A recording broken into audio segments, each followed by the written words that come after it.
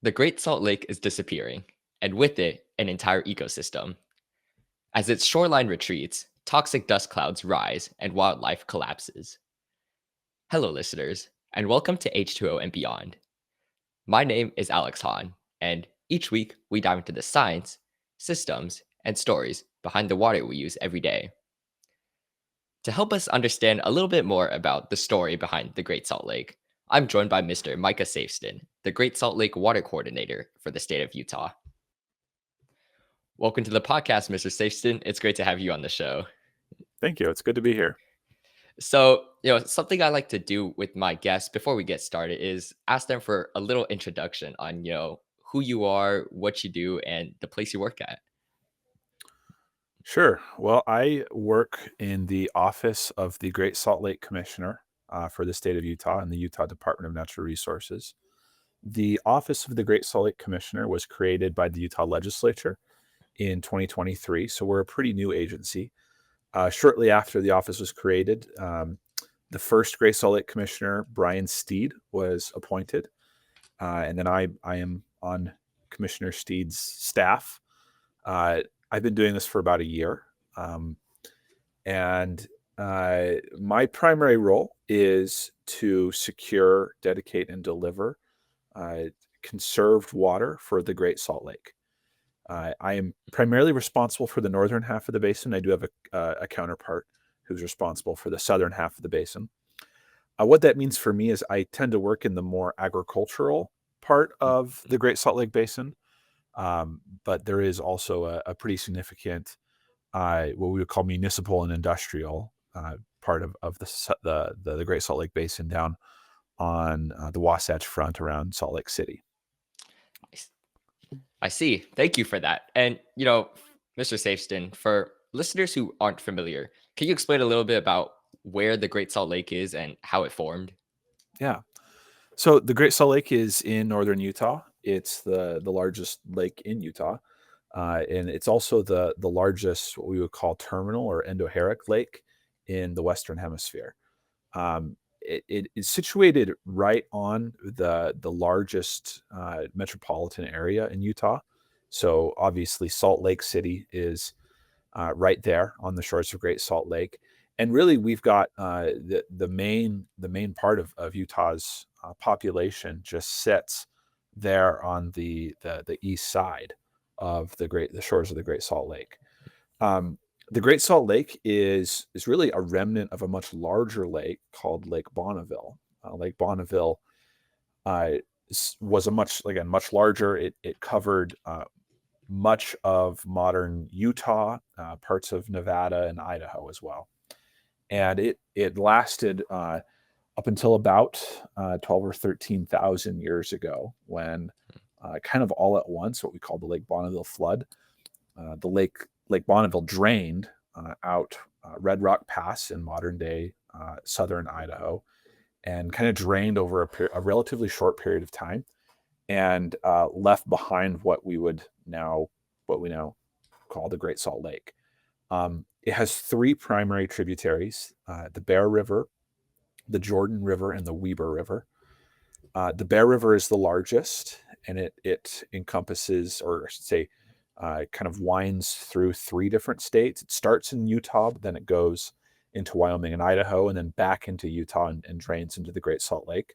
The Weber and the Jordan Rivers are south of the Bear River, and are smaller, but both of them start in the Wasatch and Uinta mountain ranges, and then just drain directly into the Great Salt Lake. Though the Jordan River actually stems from Utah Lake, and so the Utah Lake has its headwaters again there in the Wasatch and Uinta mountains. The last thing I would say about the Great Salt Lake that I think a lot of people don't necessarily understand or have an appreciation for is that at this point it's really technically two lakes. The Great Salt Lake is bifurcated by a railroad causeway that cuts it down the middle and creates a north arm and a south arm. And those three rivers, the Bear, Weber, and Jordan, they all only flow into the south arm, and the north arm is then cut off from fresh water. And so the north arm is far more saline. It has much higher salt content, and is for the most part ecologically dead. Mhm. And because of this causeway, there is, however, a berm in that causeway where we are able to allow water to flow from the south into the north, and that helps us manage the salinity of the south arm, uh, which is where there's more of a healthy-ish at times ecosystem. Um, and so that's a really important kind of part of the lake, is that fact that it's really kind of two lakes at this point. I see. And is it like a physical split between the north and the south side? It is.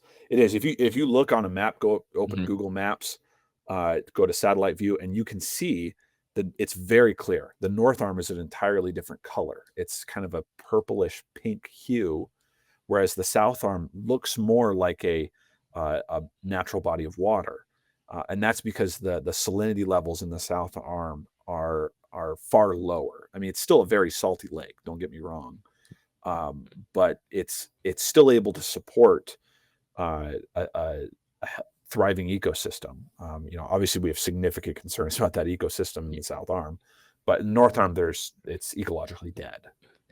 Was this split like man-made, or was this like did this naturally happen over time? Yes, it is. It's the result of a causeway, a railroad causeway that was constructed by the Union Pacific Railroad. I want to say in the 1950s. It could be the 1960s. Initially, water was able to move naturally from north to south through that causeway, but as trains run over it multiple times every day, the causeway gets more and more compacted, and eventually it becomes this impenetrable wall, and that's what it is today, except for a berm in the middle where water flows from the south into the north, and that allows us to manage the salinity of the south arm and keep it from getting too saline to support life. So for our listeners who might not be familiar, like what exactly is a berm? Is it like is it like a gate that we control to open, or There's been discussions of making actually like utilizing that. Mhm. Really, what it is the causeway is a pile of rocks. It's a long pile of rocks, and the berm is where there are no rocks, Okay. and so there's a bridge over it. The road There's a road and a railway over that kind of um, opening. But what we can do is we can raise and lower that opening, and so we can prevent water from flowing into the north arm, or we can lower it to encourage more water to flow into the north arm. And in fact, right now there's legislation that's going to be considered at a special session of the Utah legislature that would actually give the state a little bit more flexibility in raising that berm and being able to manage both the lake levels in the southern arm, but also the salinity in the southern arm. See, and if the southern arm gets too salty, and then that's when you guys are planning to release the water into the north arm to keep the ecosystem alive? Other way around. So Oh, okay. if the south arm gets too saline, we need to bring in more fresh water. So we raise it and we bring in more fresh water Mhm. to kind of dilute that salt content.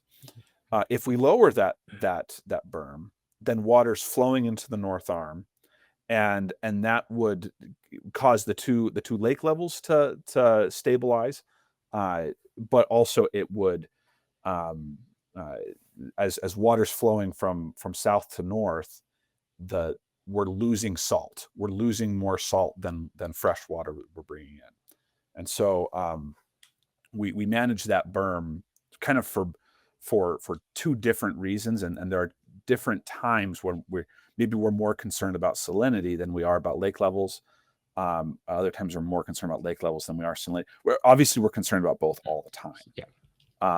But if one is in a worse shape, and I'll give a specific example. Right now, the lake is very low.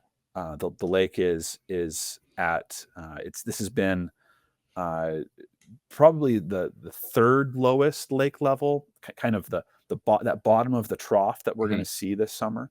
Probably the second or third lowest that we're going to have ever seen before. Meanwhile, salinity levels are fairly healthy. We're actually at a very good salinity level right now. And so there is talk of raising the berm, but raising that berm would actually make the southern arm too fresh, and it potentially could if we kept it up for too long. But it needs to be lowered to allow us to kind of regulate both that salinity levels, and it's kind of a balancing act that we have to play. And specifically, it's a specific division of the state, the Division of Forestry, Fire, State, and Lands. It's not actually our office that manages that berm, but we do work closely with them. Oh, I think I understand. So, you said the rivers all feed into the southern part, right? So that's That's right. when you close the berm, all that fresh water gets funneled into the south arm, so you can decrease salinity levels. You could, Mhm. and so you want to be careful with that. And the state is absolutely committed to being very cautious about not allowing the lake to get too fresh or too saline, while at the same time trying to manage lake levels. And there could be a situation where we might raise the berm to raise the southern Mhm. arm of the lake, and it's kind of that's really, when we're doing that, that's when we're in a really dry year. Like that's the sign of a dry summer, low snowpack dry summer. I see. And what is a snowpack? Is it like the snow melting and then the water feeds into the lake? Is that snowpack? That's right. That's right. So almost all of our water in Utah comes from snowpack, and so the mountains, during the winter, snow falls in the mountains, and that essentially acts a lot like a reservoir.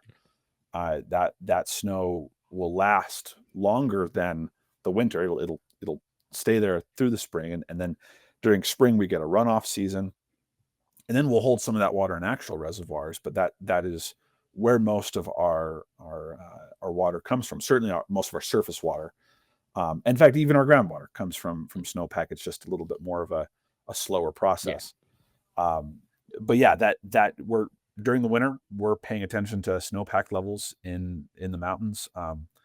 We have great years where we have a lot of snowpack and a lot of water to go around, and then we have other years where the snowpack's quite low, and that low snowpack years is uh, part of the reason that we've seen the lake recede to such low levels. But we actually had um, two absolutely fantastic snowpack years just a couple of years ago, and the lake's still very low. And so there are other factors as well contributing to the lake's decline. I see. And I think I did an episode with the Colorado River like a few weeks back, and the guy talked Mr. Udall, he talked about how like these days, even though there's a lot of snowpack, like due to like I think it's like the temperature of the ground or something, like due to that, you're not actually getting as much water feeding into the Colorado River as it should be for like that amount of snowpack. So that do you think that's what's happening to Utah right now? Yeah, soil moisture. Mhm. If the ground is very dry, it will basically suck up the water like a sponge before it even flows into our rivers and streams. And so that's what happened this year. Is we had this past, this would have been the 2024 to 2025 uh, snowpack year, had a kind of above, just a little bit above average snowpack Mhm. year. I think we were at something around 110% in the Great Salt Lake Basin. So no complaints there, but soil moisture was very low, and so the ground was just acting like a sponge and sucking up that water. So in terms of like what the actual flows in the rivers and streams were, uh, those were much lower than what we would normally expect on a 110% of median snowpack year.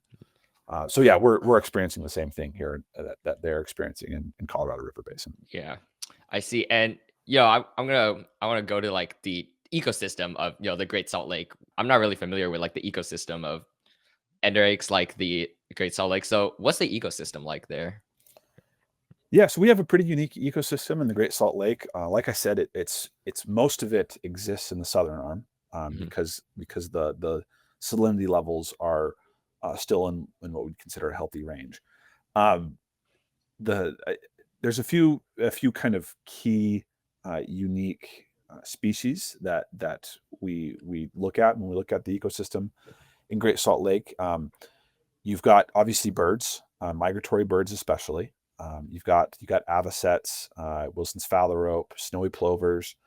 Many of these birds are migrating from South America, and the Great Salt Lake is on what we call the Great Pacific Flyway, where we've got migrating birds stopping here in the Great Salt Lake. Most of them are going to be there, spring and fall, and they're taking advantage of a couple of unique food sources in the lake. Brine flies is another kind of unique. It's a fly that grows. The eggs will hatch in the water, and they'll live. The larval stages in the brine of the Great Salt Lake, the salty water, and then in their kind of adult stage, they're flies, and you just see masses and masses of them. When they're really thick, I mean, it's almost hard to see across the water because the flies are so thick, and that's what we'd see in a healthy year on the Great Salt Lake. And a lot of these birds are eating these brine flies. We also have brine shrimp. Brine shrimp are, if you've ever heard of like sea monkeys, I have. Yeah. those are brine shrimp, and the brine shrimp of Great Salt Lake provide a huge, I can't remember exactly what it is, but it's a huge portion of the worldwide market for brine shrimp. Brine shrimp are used to feed a lot of farmed seafood, most notably, the shrimp that you eat at restaurants or buy at the grocery store. If it's farmed shrimp, it's probably eating brine shrimp, and so those the brine shrimp are actually harvested by brine shrimpers. The boats that will go on it. I usually around this time, October. I believe it's October of every year. They will actually go on boats and harvest these brine shrimp on the south arm of the lake, and it's a important part of the local economy. But the health of those brine shrimp depends a lot on the health of the lake, and it's true of the brine flies, which then affects the migratory birds. You also have microbialites, which are sort of microbe, sort of almost like almost like coral in an ocean that live kind of at the very bottom of they kind of create these mats. And those are also an important resource for both the brine shrimp and the brine flies, and an important part of the Great Salt Lake's ecosystem. And all of these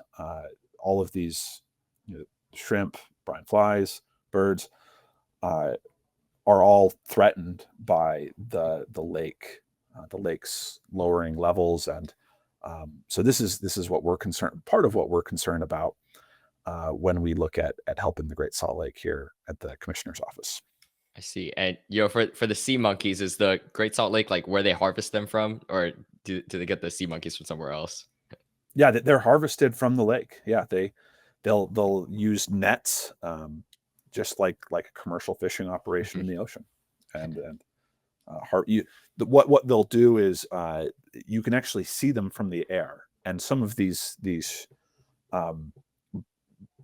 brine shrimp fishermen will actually use airplanes, and they'll have someone out there flying over the lake, and you can see like these schools of the shrimp. It's a different color in the water, and they'll see them from the air, and then they'll call into their colleagues on the boat and say, "Oh, they're over there," and they'll go track them down and harvest them. And that's something that is regulated by the Department of Natural Resources where I work, and to just like any fishery would be managed.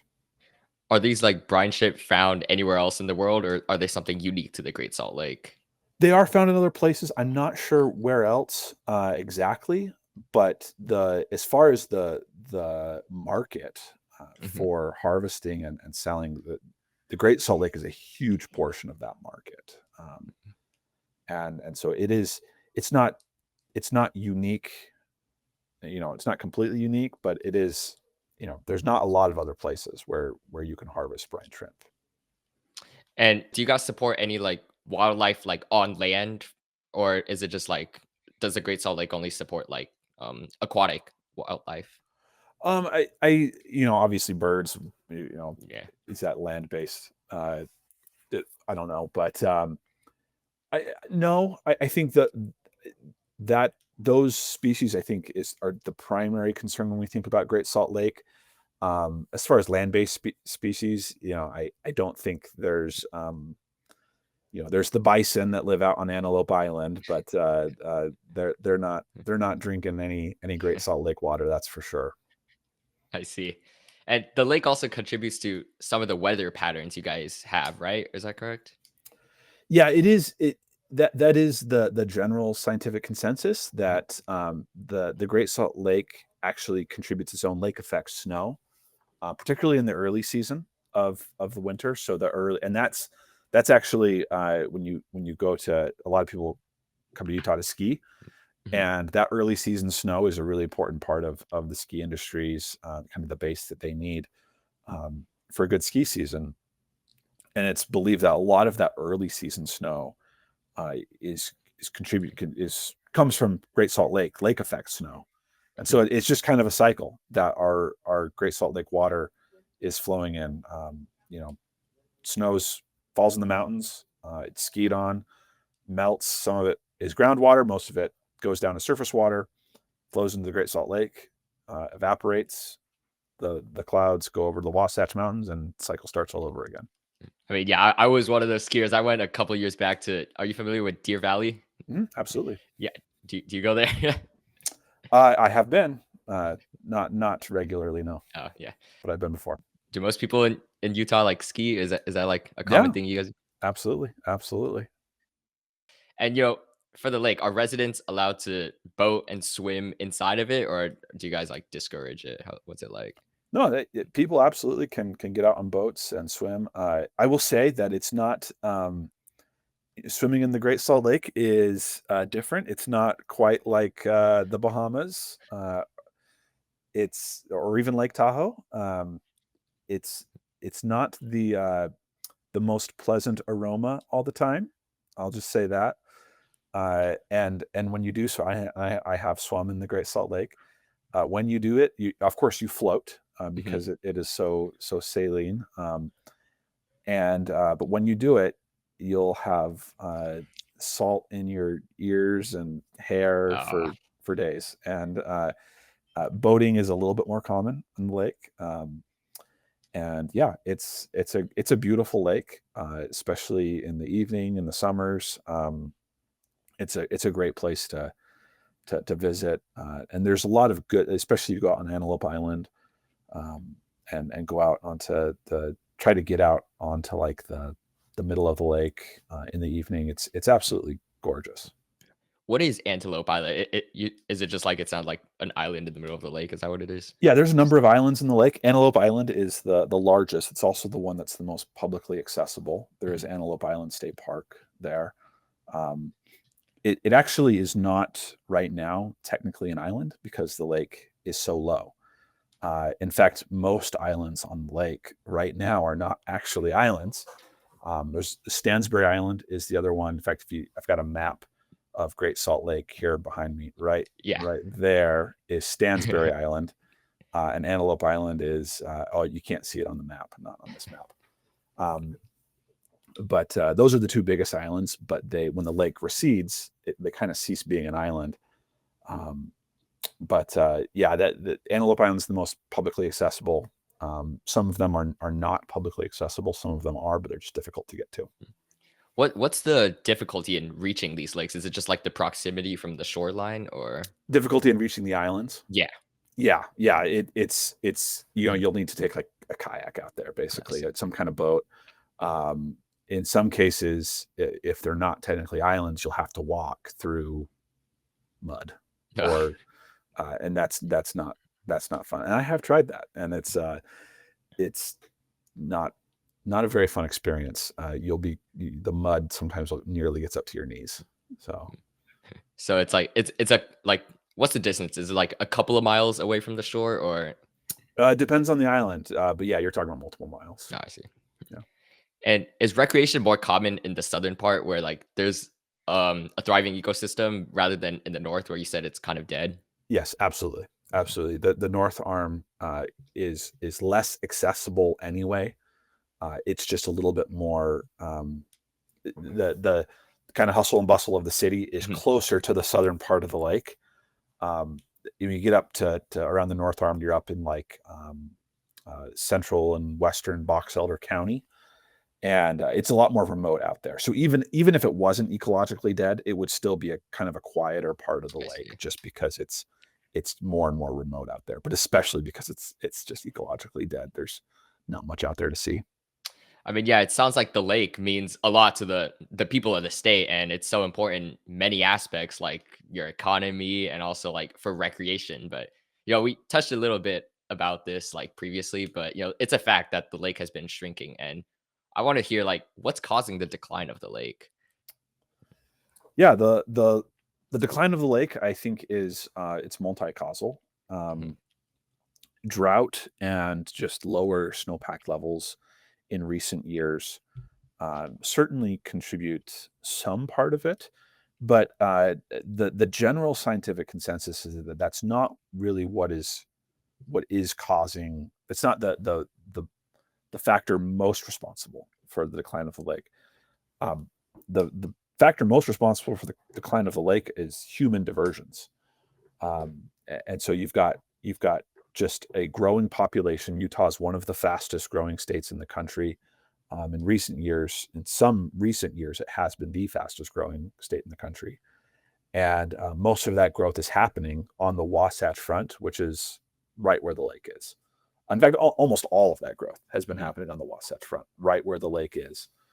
And so you've got more and more entities diverting water away from the Great Salt Lake, uh, right around the same time as the lake is experiencing significant levels of drought, and that explains, I think, a vast majority of the decline of the lake. Now, what is that water being diverted for?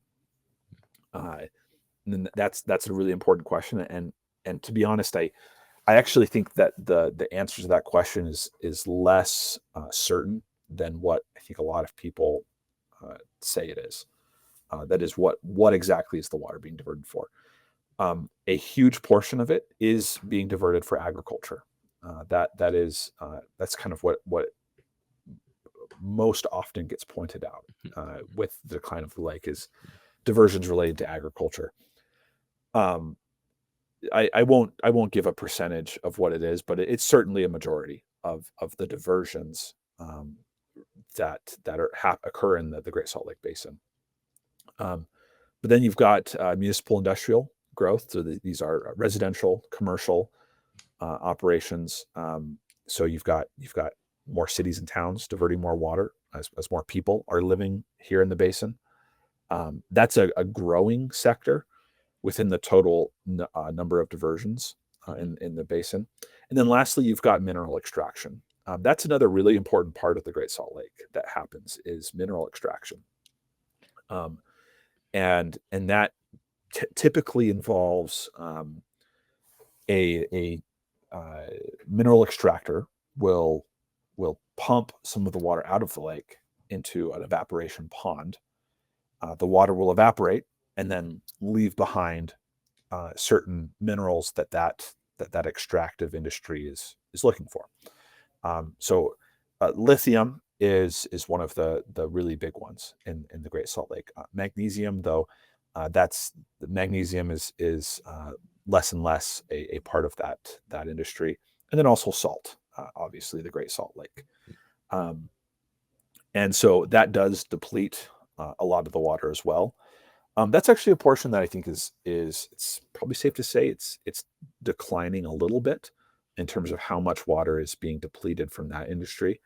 But really, the level of diversions have been steadily rising over the last few decades, and our office, the Grace Lake Commissioner's office, is very We very much believe that the last thing that we can do, that we ought to do to solve this problem, is to start pointing fingers everywhere Hmm. and make any one industry or any one entity chiefly responsible for this crisis, because it really is something that's going to require everyone in the basin to play a role in.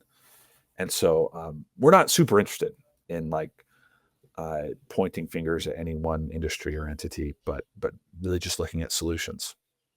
Yeah, I see. Because it's not just one industry contributing to all the diversion. It's a collection, and the moment you start pointing fingers, then things just get it just gets bad. I guess I can see that.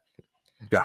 And were there what were how much has the lake actually declined? Are we talking about like miles of shoreline disappearing, or like a few feet of decline in water levels? Yes, both of those things actually. So the lake is as a terminal lake, it's very shallow, Mhm. and so a very small decrease in lake levels means a very significant amount of shoreline that is further exposed. So we can start by just talking about lake levels and kind of the healthy range of the lake level. Generally, when we're talking about the healthy range for the Great Salt Lake, we're talking about 4198. That's 4,198 feet above sea level Mhm. to about 4205. So 4,205 feet above sea level. That's kind of the healthy range of the lake.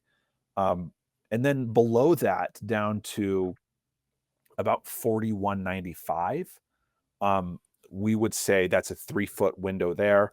We would say that's low, but maybe not yet critical, but not critically low. Um, and then between about 4192 and 4195, we're starting to get worried, and then below 4192, we're quite concerned. Right now, the lake is, I looked at it this morning, and we are 4190.9. So we're about 4191. That's a very low level for the lake. Now, I would point out that right this time of year is when the lake is at the lowest.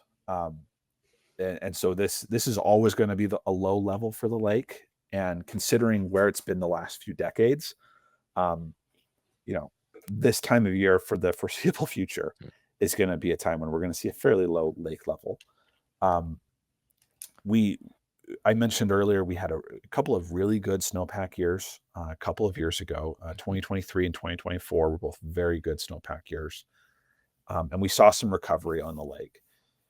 We got up to that 4195 point for a brief period. And that's kind of like a low but not critically low spot to be in. But we're again really at a very low condition on the lake, and we are very concerned. Um, and so yeah, I think as far as like more historically, like what putting that in kind of in a historical context, the lake has been declining for over a decade now. Um, I would say about 2021 and 2022 is when we saw the first like really critically low points on the lake, Mhm. and even before that. But those are two of the worst years the lake's ever had in recorded history, and we're not far from those levels now. And so, yeah, it's still the lake is still in a pretty tough spot. I would say that I would point out that um, in 2022 and 2021, the state didn't have uh, as solid of or as much time actively managing that berm, bisecting the lake. And what that meant was that salinity levels in those years were also critically low, along with the lake levels. Today, we're still seeing these critically low lake levels, but we're not seeing salinity levels that are nearly as low. We're still seeing very healthy salinity levels because we've been able to basically dump excess salt into the north arm. using that berm and managing that berm, raising it and lowering it as needed. I see. And managing this salinity, is it because, like, for example, the brine shrimp, they can only live in like a certain range of salinity levels? Is that why?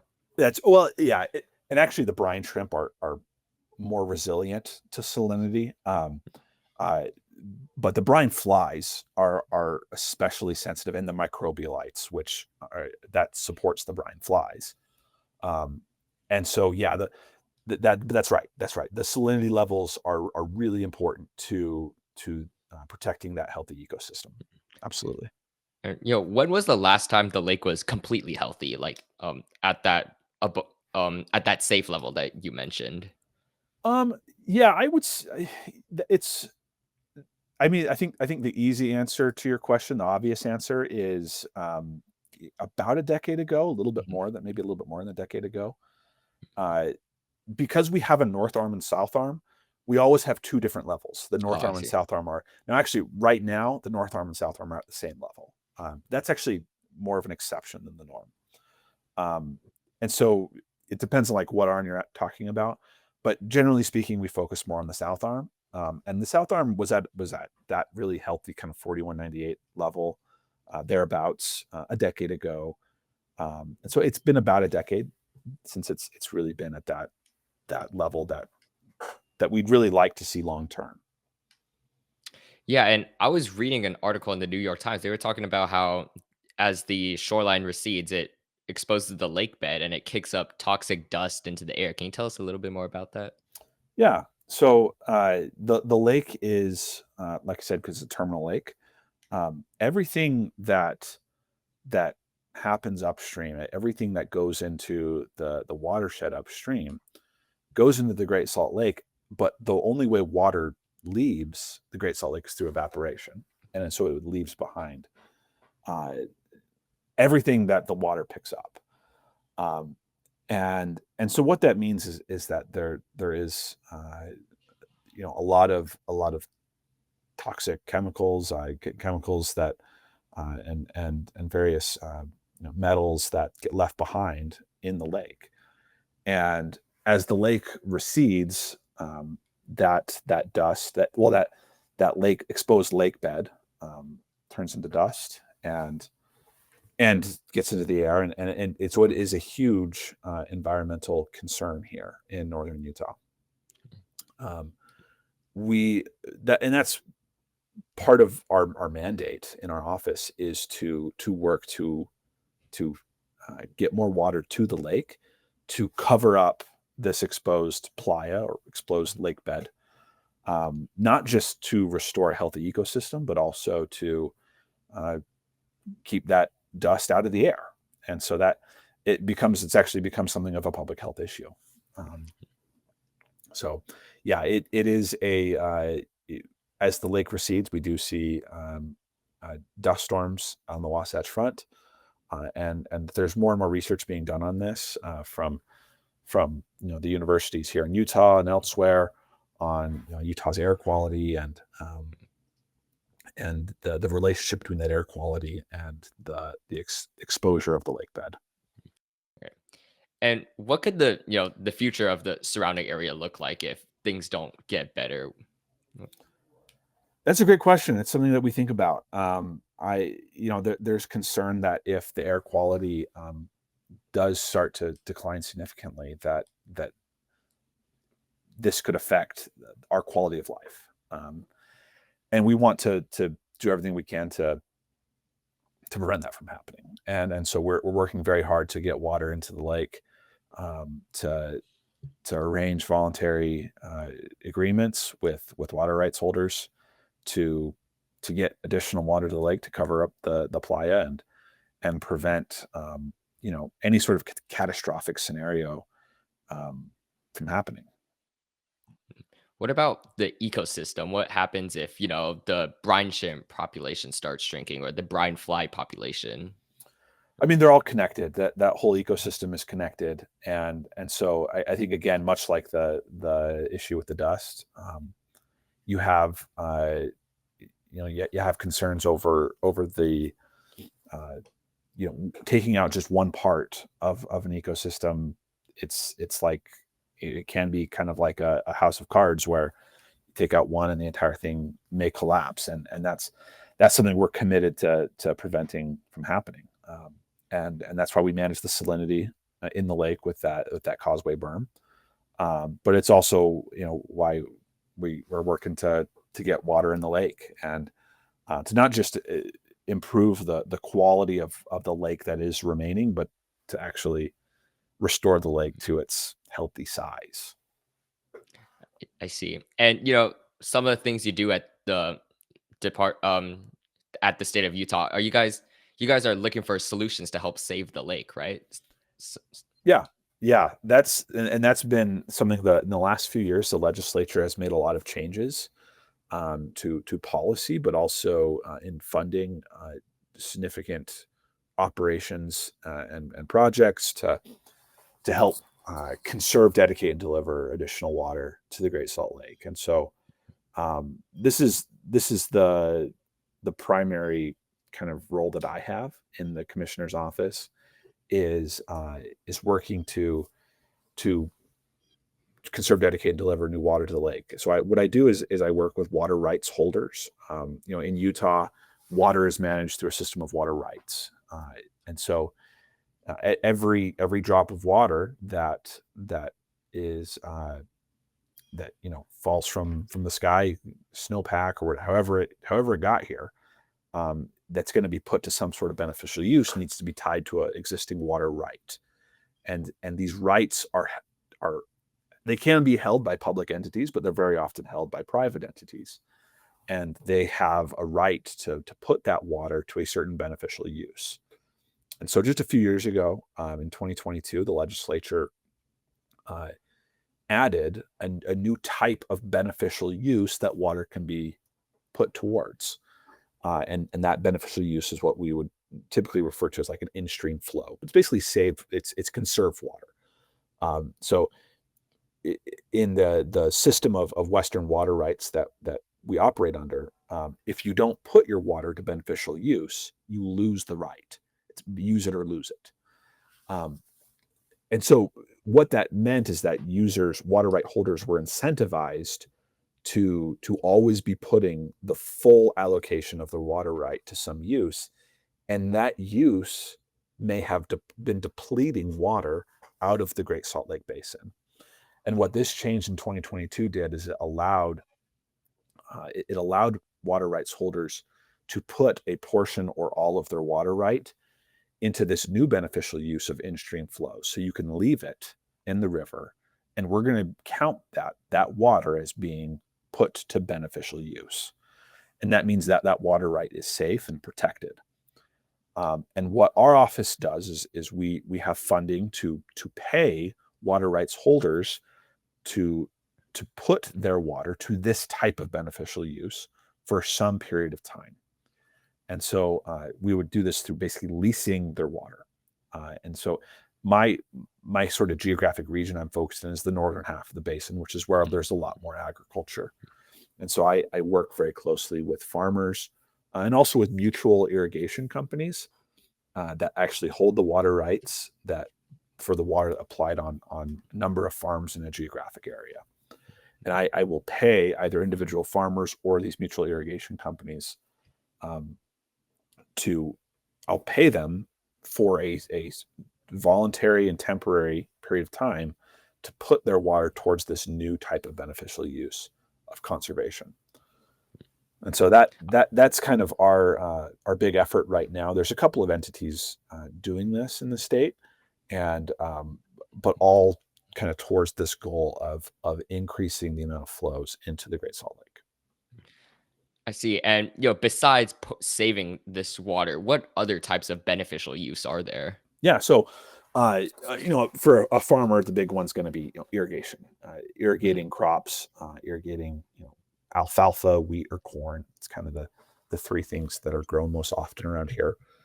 But you also may have some stock water where it's water for your animals. That's a much lower amount, though.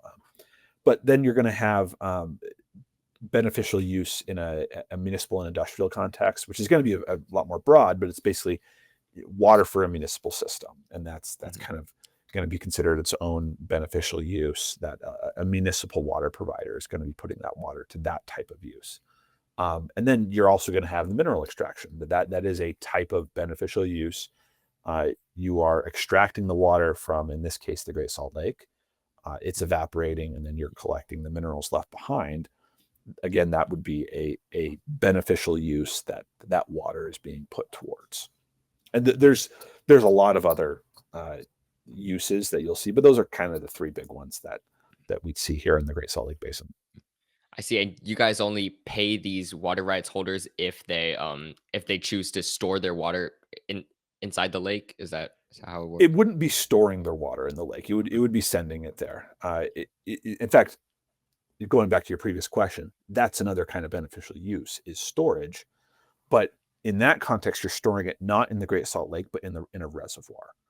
Okay. And so you're keeping it for some other use later on upstream in an upstream reservoir.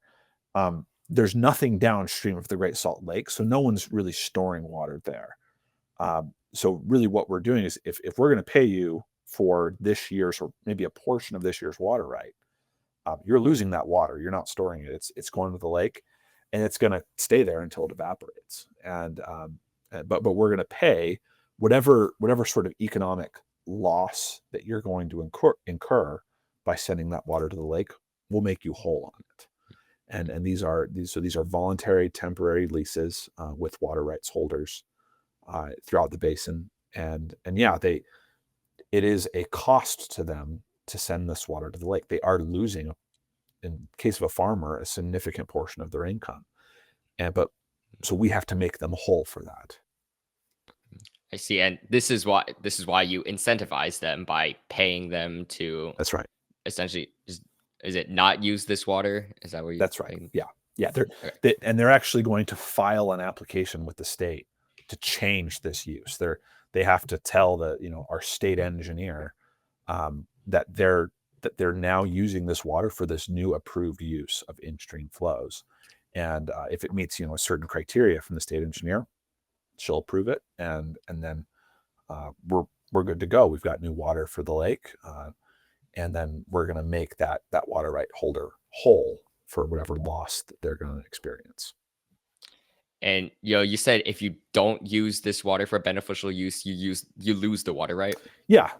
That's an important part of Western water law. So it's your water right has a seniority date, and that is the date that you began putting that water to this beneficial use.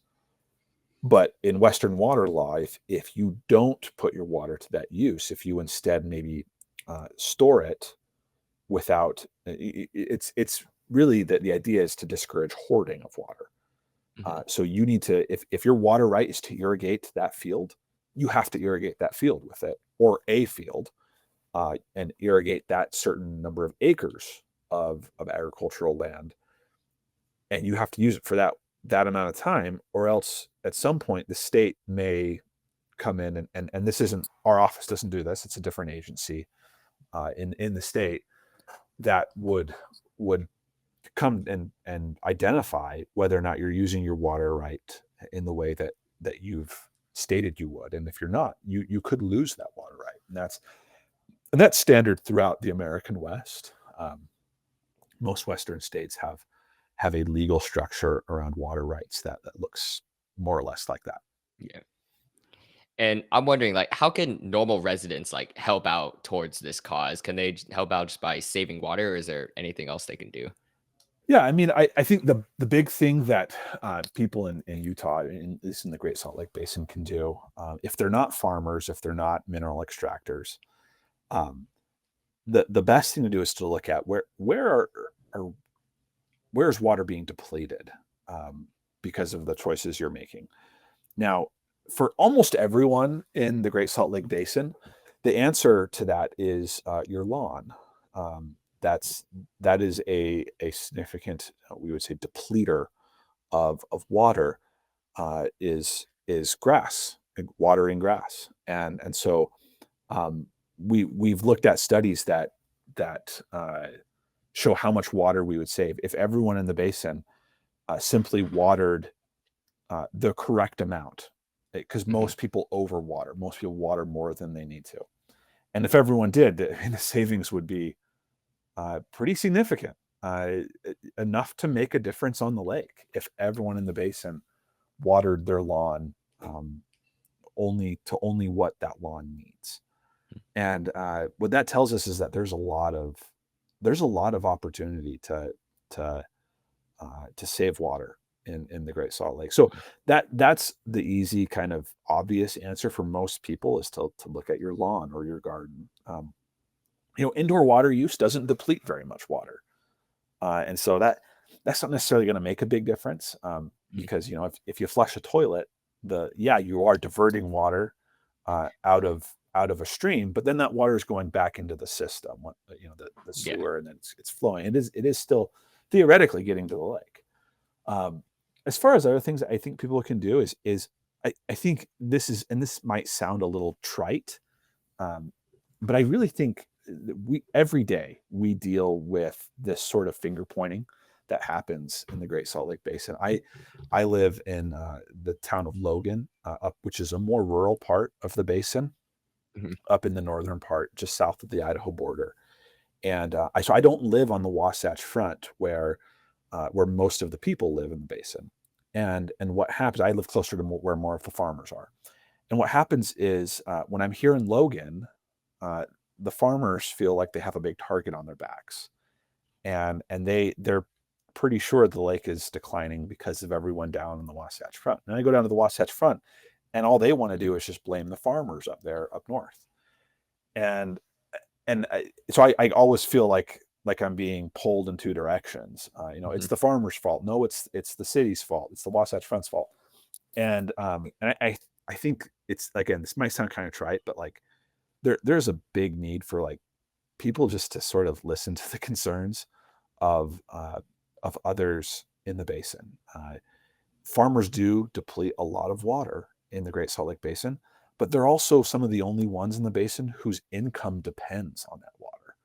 Um, Meanwhile, in the Wasatch Front, there's not as much depletion going on, but the depletion that is happening on your lawns. That your income, your livelihood, your well-being doesn't really have a lot to do with your lawns. And so there's kind of a lot more like understanding and listening that I think needs to happen before I think people are really going to be ready to come together and kind of work together to solve this problem.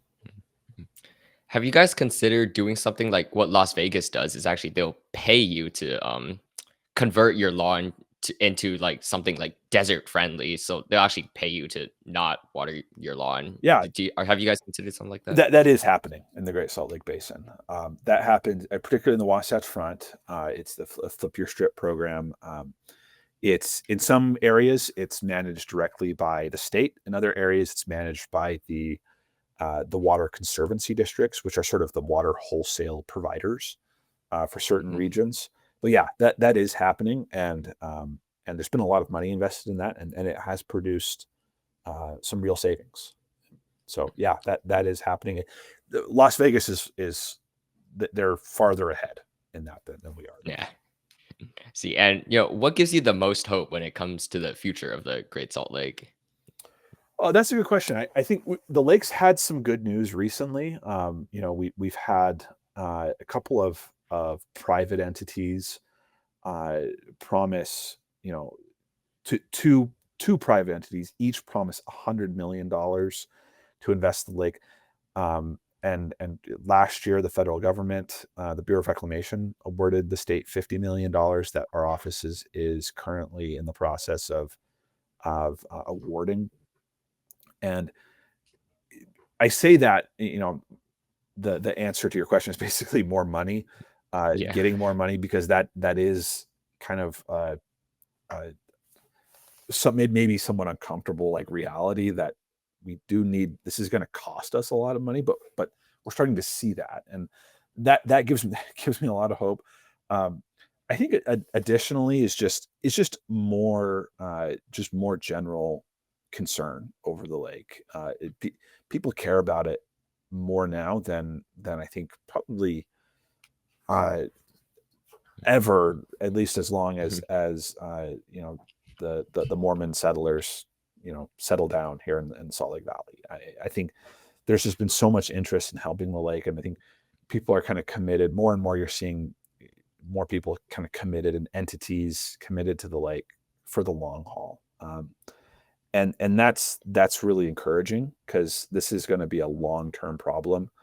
Um, this is a complex long-term problem. I think most people don't appreciate how complex this really is, and it's Mhm. going to take a long time to get this turned around. But just seeing more and more buy-in gives me, yeah, a lot of hope. I see. And as we sort of wrap the episode up, are there any last words you want to say to our listeners?